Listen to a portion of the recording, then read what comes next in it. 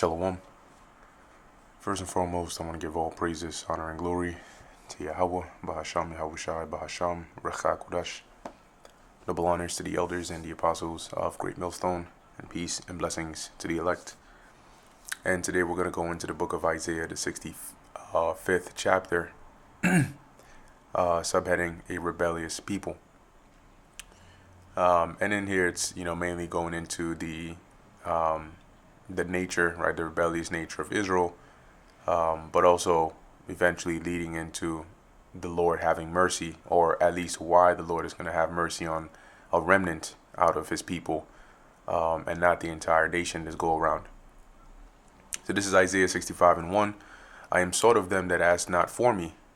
I am found of them that sought me not. I said, behold me, unto a nation that was not called by my name.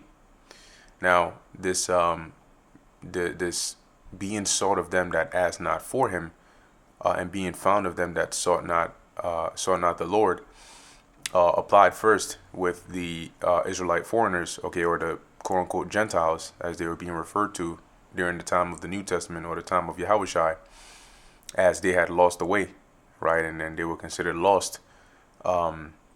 And then also in this time now, because we basically fell away and fell into that same stead, and except in the time of the New Testament, you had Israelites that knew they were Israelites, and then you had Israelites that didn't and needed to be taught again.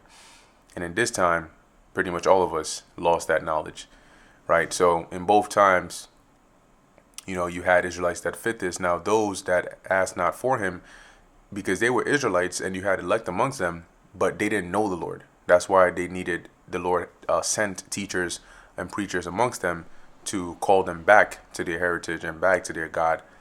And as it said, and eventually they start to seek the Lord, right? After being taught about him.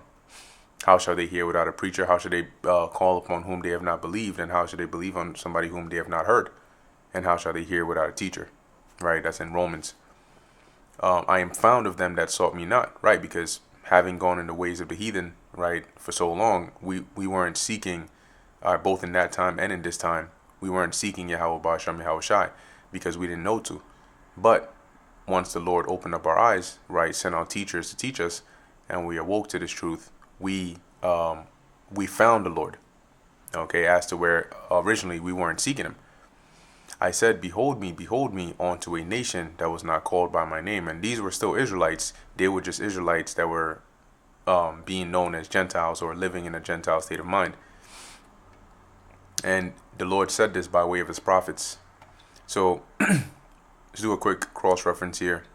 It should give us Romans 10. And I'm going to pull this up in the, starting with, from verse 18, I'm going to pull this up in the NLT. Romans 10:18. But I ask, have the people of Israel actually heard the message? Yes, they have. The message has gone throughout the earth, and the words to all the world. But I ask, did the people of Israel really understand? Yes, they did. For even in the time of Moses, God said, I will rouse your jealousy through people who are not even a nation. I will provoke your anger through the foolish Gentiles. And these are Israelites. And later Isaiah spoke boldly for God, saying, I was found by people who were not looking for me, which we just read in Isaiah 65. I shewed myself to those who were not asking for me. But regarding Israel, God said, all the day long I opened my arms to them, but they were disobedient and rebellious. See, so this happened back then, but also happened in this time, which now we found the Lord and we are seeking him. Verse 2, I have spread out my hands all the day long onto a rebellious people. And who are the hands of the Lord? The prophets. So by the Lord sending out the prophets, that's a liken unto him spreading out his hands onto these rebellious people, which are Israelites. And this has been a characteristic of Israelites in all the various generations, right? They've been rebellious, disobedient, not hearing the words of the Lord, right? Which walketh in a way that was not good, even till this very day. Which is why we've been in captivity after captivity, because our people walked in evil ways after their own thoughts, what they thought was right, what they wanted to do. Verse 3, a people that provoketh me to anger continually to my face, meaning that they know what to do, they know the right thing to do, but they deliberately continue to do the wrong thing, right? And the Lord sees that every day, and it constantly provokes him to anger. That sacrificeth in gardens and burneth incense upon altars of bricks or of brick. And they were doing this in the past. Today they do it, but it's not, in the same exact way, right? It's the same concept, but it's done in a more modern sense, okay? By following these different religions, that's likened onto idol worship in today's day and age. But back then, they were actually going into the bushes, going into the mountaintops, going into the high places, the groves, which is like a gathering of trees, and they were actually sacrificing onto idols, onto different gods. As it says, burning incense upon altars of brick, rather than for the Lord, they were burning it to these idols, which remain among the graves and lodge in the monuments, right? And they would worship the dead as well, right? So that's why they would go to the graveyards and the monuments, and they would worship the dead. Today they talk about their ancestors, and you gotta pray to the ancestors and so on, which eat swine's flesh, which is pork, and broth of abominable things, which is like stew, or mixture of abominable things, is in their vessels, right? So the things that they were eating back then and that they eat now, okay, are these abominable meats and foods that the Lord says we shouldn't eat, which say, stand by thyself, come not near to me, right? So don't come close to me, for I am holier than thou. So outwardly they give this pompous, proud attitude, as though, we are God-fearing people. You're basically just like, they'll look at somebody and they'll say the way you live your life isn't godly, right? You just do whatever and so on and so forth. You don't come to church every Sunday. You know what I'm saying? So you can't associate with us. But meanwhile, they're greater transgressors than those that they're shunning, so to speak. And that's why the Lord says, these are a smoke in my nose, a fire that burneth all day. Now, smoke comes from fire, or fire comes from smoke, however you want to go about it. But if there's a fire, there's smoke. So like a continual smoke that is in the nose of the Lord. Nobody likes smoke in their nostrils, right? So the Lord is saying, like, you're irritating, okay? You're like smoke in my nose. Behold, it is written before me, I will not keep silence, but will recompense, right? So the Lord is like, all your iniquities, right? All these things, I see them. They're right here before me, and I'm not gonna hold my peace, right? But instead, I'm gonna pay you back. I'm gonna bring judgment upon you, even recompense into their bosom. Okay, so and your bosom is likened onto, like, something that's close to you, right? If somebody's in your bosom, when you hug somebody, technically they're in your bosom, right? So the Lord is saying here, he's going to bring that judgment. He's going to recompense it upon you. And what that looks like is, well, if you commit iniquity and there's a penalty for that, the Lord is going to bring judgment upon you. Your iniquities and the iniquities of your fathers together, saith the Lord Yahweh, which have burned incense upon the mountains and blasphemed me upon the hills. Right. And how did they blaspheme the Lord? By disrespecting and insulting him, by forsaking him to serve other gods, attributing and giving the glory of the Lord rather to these idols. Okay, and that's a disrespectful thing to the Lord, as he says he will not give his glory to another. But they burn incense upon the mountains, the high places where they had their shrines and altars, and likewise the hills. Therefore will I measure their former work into their bosom, right? Meaning in other words, the Lord is going to, recompense you in full measure, including all the past wicked deeds you've done. That is their former work. Thus saith the Lord Yahweh, as the new wine is found in the cluster, and one saith, destroy it not. Now, when it says here, the new wine is found in the cluster, when you read this, I think a better translation is in the NLT. For just as good grapes are found among a cluster of bad ones. So, you may have a cluster of grapes, but, a good portion of them look, rotten or spoiled. But within that cluster, there's still ones that are good. right? So it said, hey, don't destroy, don't just throw out the whole cluster, for a blessing is in it, meaning there's still a few good ones in there.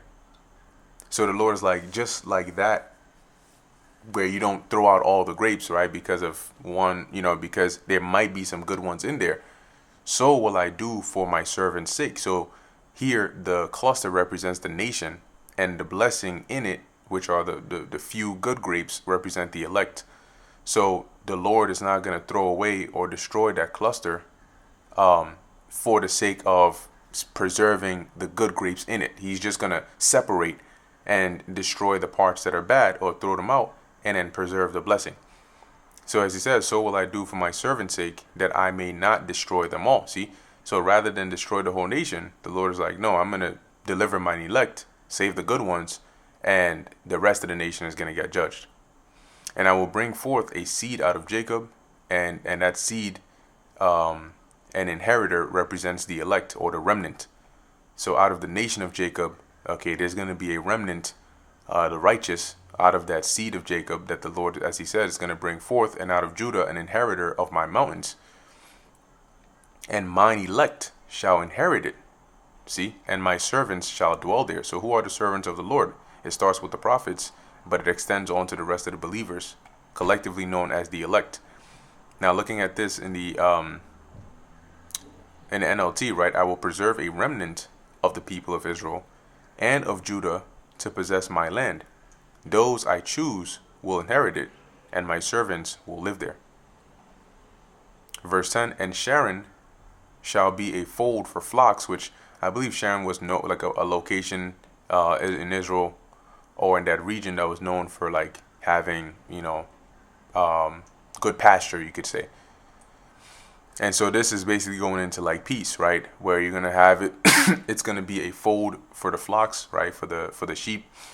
And the valley of Achor, which is a place known for stoning Achan and his family for disobeying the Lord and stoning them to death, is going to be a place for the herds to lie down. So as to where it was known as kind of like a cursed place because of the events that happened there, now it's going to be known as a place where you can take your herds to like graze and rest and so on.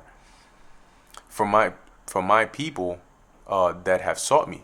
And these are who? The elect. So in this case, the Lord is going to turn, these places to places of peace for the elect. But ye are they that forsake the Lord. So the rest of Israel, right, the cluster, without the blessing in it, are they that forsake the Lord Yahweh, that forget my holy mountain, that prepare a table for that troop. Now, the mountain, because when you look at Jerusalem, which is the place where the Lord put his name, right? He put in his temple. It's a mountain, right? It's a hill country, as they say. So by forgetting that, they're forgetting the ways of the Lord, his presence and his ordinance that he has commanded us. And they forsook the Lord by worshiping these other idols. As it says, that prepare a table for that troop. Now, when you actually go into the word troop here, it goes into a deity, a Babylonian deity, because you have the word Gad, which can mean fortune, okay, or troop, right? As it says, a variation of Gad, but here it means good fortune, okay? And so you had here the god of fortune, which was a Babylonian deity that you had Israelites worshiping as well. So when it talks about them preparing a table, meaning they're basically making an offering to this deity, okay, that was known as the god of fortune, and that furnish a drink offering. So they prepare a drink offering onto that number. The word number also goes into a deity, Manaya or Mania, which is many, or fate or fortune, right? God of fate, who the Jews worshipped in Babylonia. So this was another deity of fate or fortune that goes back to the Babylonian deities that Israelites were worshiping as well, and all making offerings onto. So as the Lord said, you are a part of those that are committing this idolatry. Therefore will I number you to the sword, right? So now for each and every one of you, I'm going to appoint your death, right, by the sword. And ye shall all be brought down to the slaughter. So none of those that the Lord has this judgment against are going to be spared. Because when I called, ye did not answer.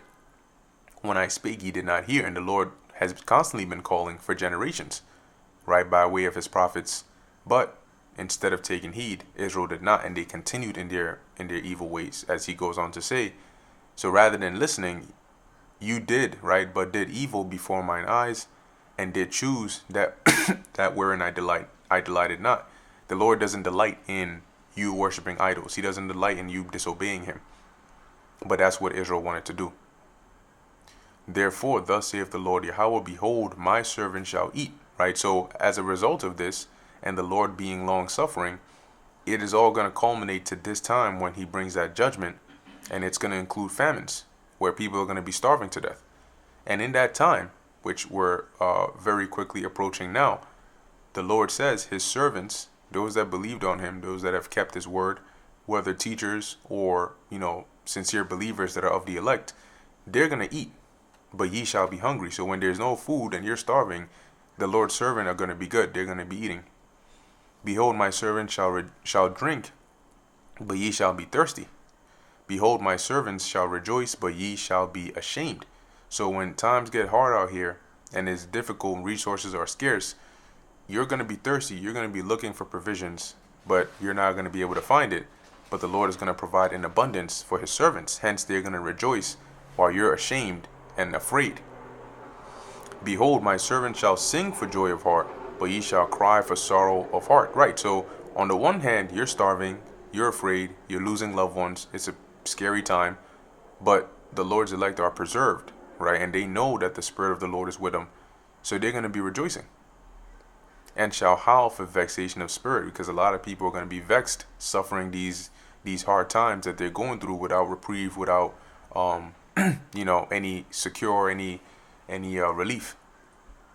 And ye shall leave your name for a curse unto my chosen, for the Lord Yahweh shall slay thee. Now, when it says leave your name for a curse unto my chosen, what it's saying is your name is going to become like a byword for a curse, or shorthand for a curse, to where now, like, it's going to be like how you make reference to, let's say, what happened to Achan, right? Somebody might now say something like, you do something bad and they'll put a curse on you and say, like, may you end up like Achan, or may you end up like such and such. So because of your wickedness and how harshly the Lord is going to judge you, your name alone is going to be in association or resemblance of judgment. That's why it says and ye shall leave your name for a curse unto my chosen. And today we even say that, right? Like, you don't want to end up like the 2/3. And by just saying 2/3 or referencing wicked Israelites, you're making that like synonymous with judgment. And it's like a curse. May you die the death of a 2/3, for example. For the Lord Yahweh shall slay thee, and call his servants by another name, which this other name isn't really a different name. We're still going to be known as Israelites, but it's going to be another name to this world, because majority of this world don't acknowledge that, that we are the true sons of the Most High, and so on and so forth. It's similar to how the Lord is going to have a new name, which in the Greek goes into kainos, which is like a refreshed name. So it's going to be new again in the earth, but not new in the sense of originality, because it's always been the name of the Lord. Verse 16, that he who blesseth himself in the earth shall bless himself in the God of truth. And when you bless in the name of the Lord, right? And he that sweareth in the earth shall swear by the God of truth. When you take an oath, you're going to take an oath in the name of Yahweh, Bahasham Yahweh Shai, because the former troubles are forgotten, and because they are hid from mine eyes. Now I'm going to read this in the NLT for clarity, right? All who invoke a blessing or take an oath will do so by the God of truth. For I will put aside mine anger and forget the evil of earlier days. See, so by the Lord having mercy, we're going to be able to like, your blessings will be fulfilled, right? And your oaths will be acknowledged, because it's going to be in the name of the Lord, and he's going to actually bear witness to it and make good upon it. Verse 17, for behold, I create new heavens and a new earth, right? Once again, going back to that point, the Lord isn't going to create a new planet, right?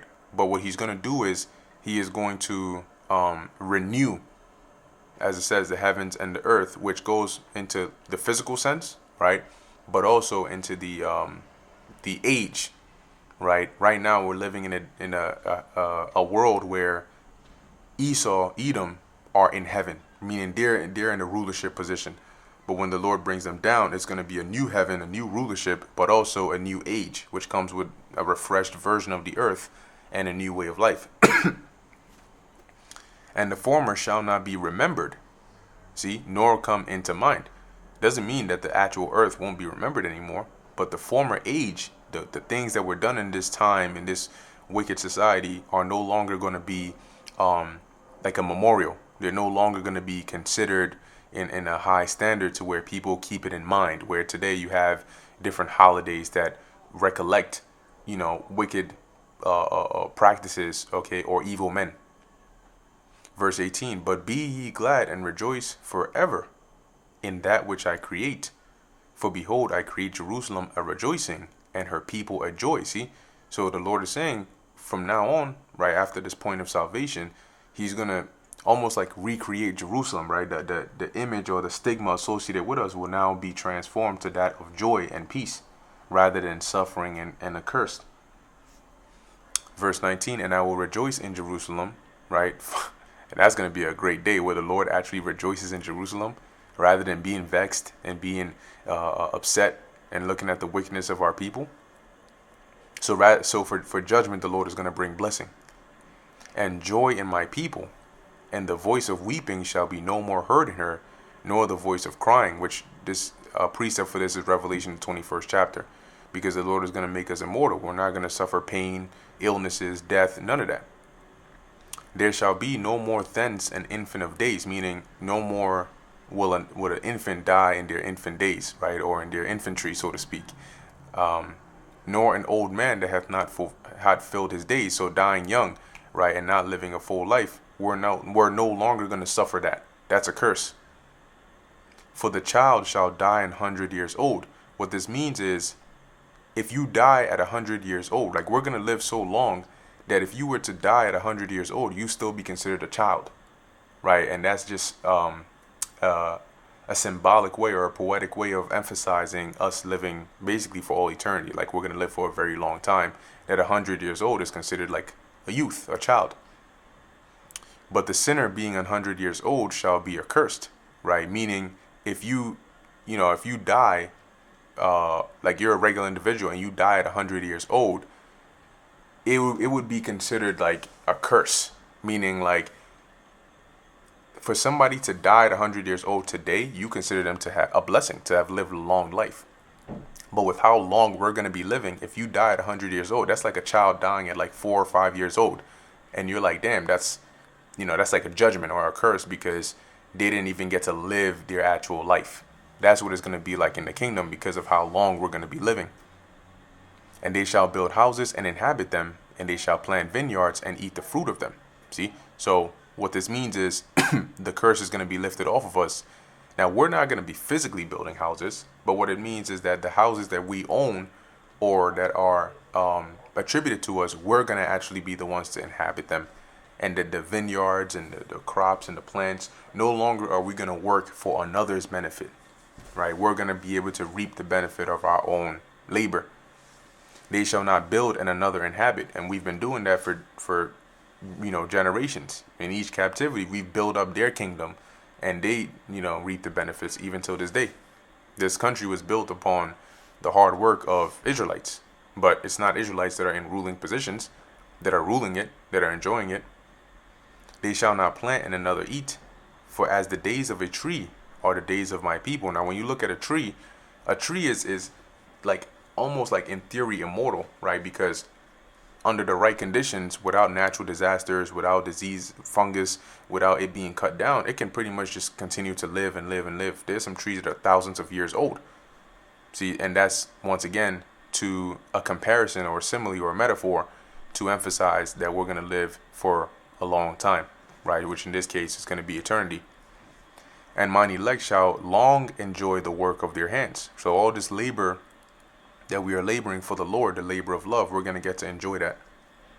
They shall not labor in vain, nor bring forth for trouble, right? And meaning our work is not going to go in vain to where we gain nothing out of it. And our children, those that we bring forth, or our offspring, are not going to be, in trouble or trouble. Like today they are. You got demons and gremlins coming out of Israelites left and right, like a portal for, demonic little monsters. But no longer is that going to be the case. For they are the seed of the blessed of the Lord, and their offspring with them. See, so we're going to be considered the lineage or the line of the considered blessed of the Lord, and that will be passed on even to our descendants. And it shall come to pass that before they call, I will answer. Right? So before you ask or you even finish your prayer, the Lord is going to grant it to you. And while they are yet speaking, I will hear. Right? The second you open your mouth to pray for something, the Lord is already, ready to hand it to you. The wolf and the lamb shall feed together. Now we know a wolf is a carnivore and a lamb is an herbivore. The lamb's herbivore, meaning they eat herbs, they eat grass, they eat, green things. Wolves eat other meat, right? Carnivores.